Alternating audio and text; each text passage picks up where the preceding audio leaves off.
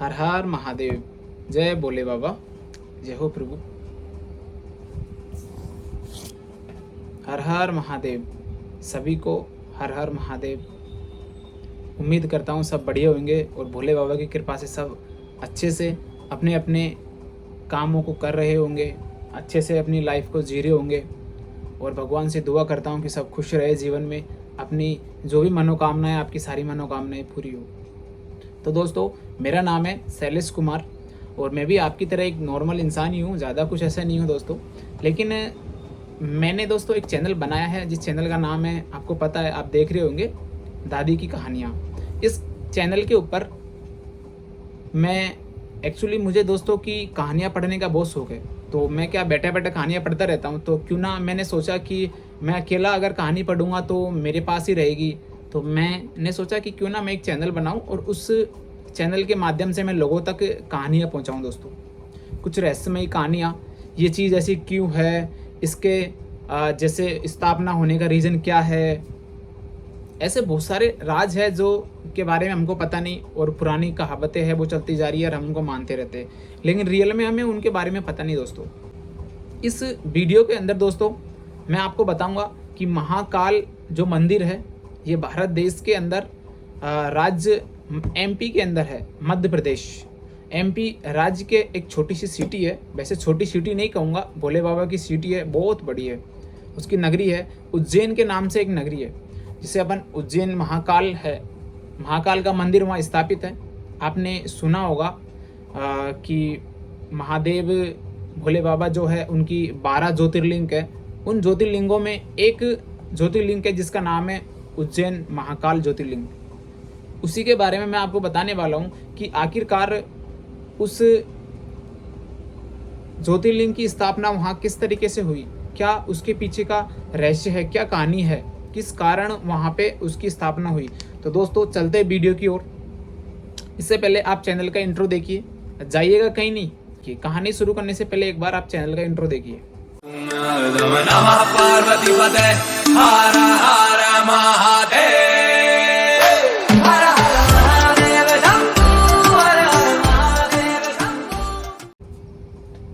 तो दोस्तों कहानी शुरू करता हूँ दोस्तों, हर हर महादेव प्रभु का नाम लेके। महाकाल के स्थापना किस तरीके से हुई उसके बारे में अपन जानने वाले दोस्तों। तो काफ़ी समय पहले की बात है दोस्तों, जब राजा महाराजा को समय हुआ करता था। इसलिए तो मुझे इतना पता नहीं है दोस्तों, लेकिन मैं आपको बताता हूँ कि जब एक समय की बात है कि महाकाल जो मंदिर है वहाँ पे एक उज्जैन नाम से एक नगरी है। उज्जैन नगरी के अंदर एक राज्य था जिसका नाम था मतलब अवंतिका। उस राज्य का नाम था अवंतिका, नाम था दोस्तों। अवंतिका राज्य के अंदर एक राजा का जो शासन हुआ करता था दोस्तों, एक राजा था वृषभसेन। उस राजा का नाम था दोस्तों वृषभसेन। वो क्या करता था कि उस अवंतिका जो राज्य था उसका राजा था, उसमें वो शासन किया करता था दोस्तों। अब जो वृषभसेन जो राजा था दोस्तों, वो राजा तो था ही था, लेकिन वो एक महादेव जी का जो शिव भगवान है, भोले बाबा है, उनके क्या था, वो बहुत ही प्यारा भक्त था, यानी कि बहुत अच्छा भक्त था। यानी कि अपने जीवन का जितना समय उनको मिलता था, जैसे बाकी राजपाट करना, राजपाट के अलावा जितना भी टाइम में वो फ्री रहता था, तो वो ज़्यादा से ज़्यादा जो समय था अपने भोले बाबा की भक्ति करने में निकालता था दोस्तों। सारा समय उसके भोले बाबा की भक्ति में जाता था दोस्तों। तो वो महादेव का एक अच्छा भक्त था, अपन कह सकते हैं दोस्तों। तो हुआ क्या कि सब कुछ बढ़िया चल रहा था। एक बार की बात है कि एक बार क्या हुआ कि जो पड़ोसी राज्य है, उस पड़ोसी राज्य के अंदर जो राजा था, उसने एक बार सोचा कि क्यों ना अपन इस राज्य के ऊपर आक्रमण करें।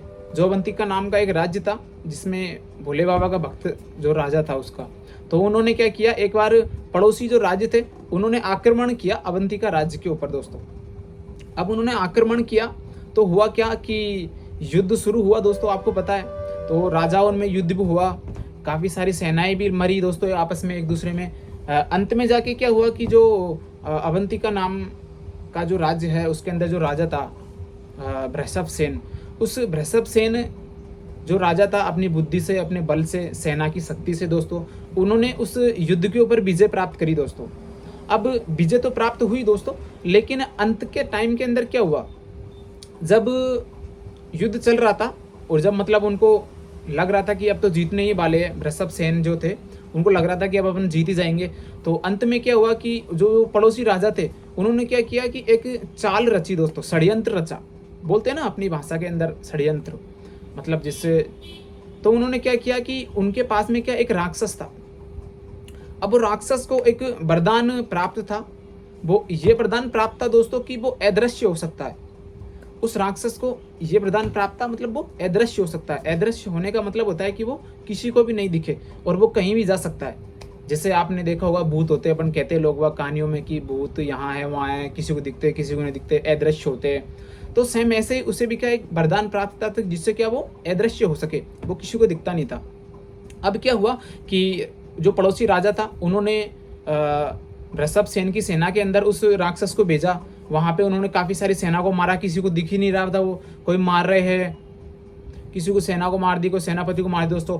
अब जैसे ही युद्ध जीतने वाले थे, लेकिन जैसे ही बाजी पलटी दोस्तों, तो एकदम अचानक से जो वृषभ सेन राजा थे उसको पता चला कि यार ये हो क्या रहा है यार, ये अचानक से कौन मार रहा, कौन तलवार चल रहा है। बस जो तलवार थी वो हाथ में दिख रही थी और बाकी कुछ नहीं दिख रहा था।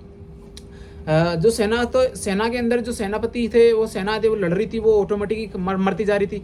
तो उन्होंने कुछ सोचा कि इसने, ये राजा है, उन्होंने क्या कुछ न कुछ षड्यंत्र रचा है। तो उन्होंने क्या किया कि वो महादेव के पहले से भक्त थे, आपको पता है, वृषभ सेन। अब उन्होंने अपने प्रभु को याद किया, हे प्रभु आप कहाँ हो, आइए, मैं युद्ध चल रहा है, मैं हारने वाला हूँ, ये षड्यंत्र रच रहा है। तो दोस्तों ये प्रभु तो सब देख रहे थे, आपको पता है, महादेव। तो अब देखते देखते क्या हुआ कि उन्होंने भक्ति करी, तो वो प्रसन्न हुए बोले बाबा, और जैसे ही तुरंत रणभूमि में अंदर, रणभूमि क्षेत्र के अंदर वो आ गए दोस्तों महादेव। उन्होंने मतलब आए और आते ही प्रजा की उन्होंने रक्षा करी। साथ ही में जो सेना थे, सेनापति युद्ध को उन्होंने लड़ा, और साथ साथ में मतलब उसको जो राक्षस था उसको मारा उन्होंने, अदृश्य राक्षस था उसको मारा। और मारने के बाद में उन्होंने फिर से वापस, मतलब जो वृषभ सेन राजा थे उन्होंने क्या किया कि युद्ध जीता, जो जीत गए दोस्तों। युद्ध में मतलब विजय प्राप्त करने के बाद में क्या हुआ कि जैसे ही महादेव भोले बाबा जा रहे थे, जाने वाले थे, जाने के लिए लौटने लगे, तो वृषभ सेन जो राजा थे अवंतिका राज्य के, उन्होंने बोला कि प्रभु हाथ जोड़ के कि आप जाइएगा मत, आप इसी जगह पे रहिएगा दोस्तों।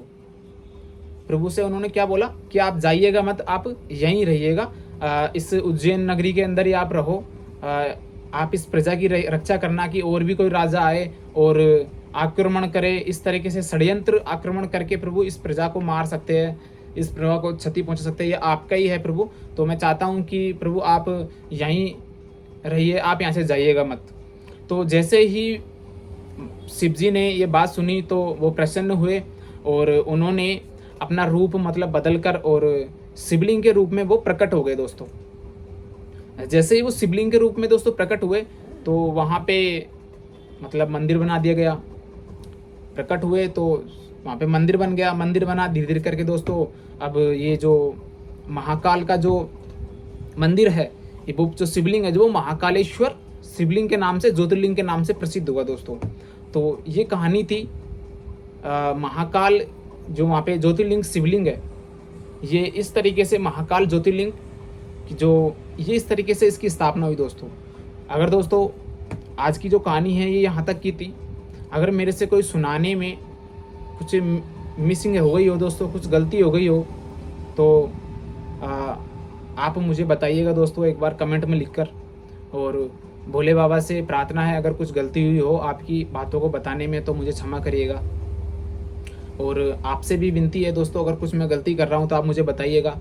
आप प्यारा सा एक आपका कमेंट ज़रूर लिखिएगा दोस्तों, तो मुझसे उस कमेंट से पढ़ के, उस कमेंट को मैं पढ़ूंगा तो दोस्तों मुझे मोटिवेशन मिलता है अंदर से, मुझे अंदर से लगता है कि हाँ मैं लाइफ में कुछ कर रहा हूँ दोस्तों। तो आप सभी से प्रार्थना है या रिक्वेस्ट कह सकता हूँ दोस्तों मैं, कि आप मुझे कुछ कमेंट में लिख के आपको कहानी कैसी लगी इसका बारे में मुझे बताइएगा दोस्तों।